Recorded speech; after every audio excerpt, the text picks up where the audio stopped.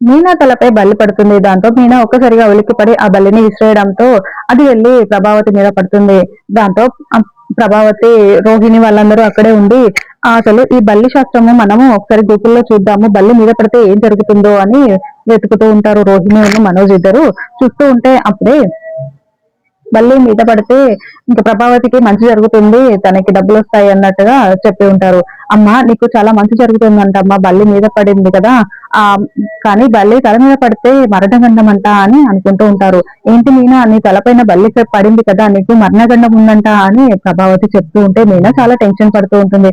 ఆ తర్వాత మీనా కిచెన్ లోకి వెళ్లి బాలుకి ఫోన్ చేసి, ఏమండి ఇలా నా తలపైన బల్లి పడింది, బల్లి శాస్త్రం ప్రకారం తలపైన బల్లి పడితే మరణగండం ఉంటుందంట అని చెప్తూ ఉంటే బాలు చాలా షాకింగ్ గా వింటూ ఉంటాడు. మరోవైపు మనోజ్ ఫోన్ కి కొన్ని వీడియోస్ వస్తాయి. ప్రభావతి ఆ డబ్బుల్ని కొట్టేసింది, మీనా వాళ్ళ తమ్ముడు శివ గుణతో కలిసి ఈ పని చేశాడు అని వీడియోలో ఉంటుంది. అది చూసి ఆ మనోజ్ చాలా షాకింగ్ గా చూస్తూ ఉంటాడు. ఇంకా అది తీసుకుని వెళ్లి ప్రభావతికి చూపించడంతో, ఏంటి మన డబ్బులు కొట్టేసింది వీడా, మీనా వాళ్ళ తమ్ముడా, దొరికావే మీనా, ఇప్పుడు చూడు నా చేతిలో నీకు ఎలా ఉంటుందో. ఈ వీడియో చూసినప్పటి నుండి నాకు ఎంత కోపం వస్తుందంటే ఏదో ఒకటి చేసేయాలి మీనాని అని అనుకుంటూ ప్రభావతి మండిపడుతూ ఉంటుంది.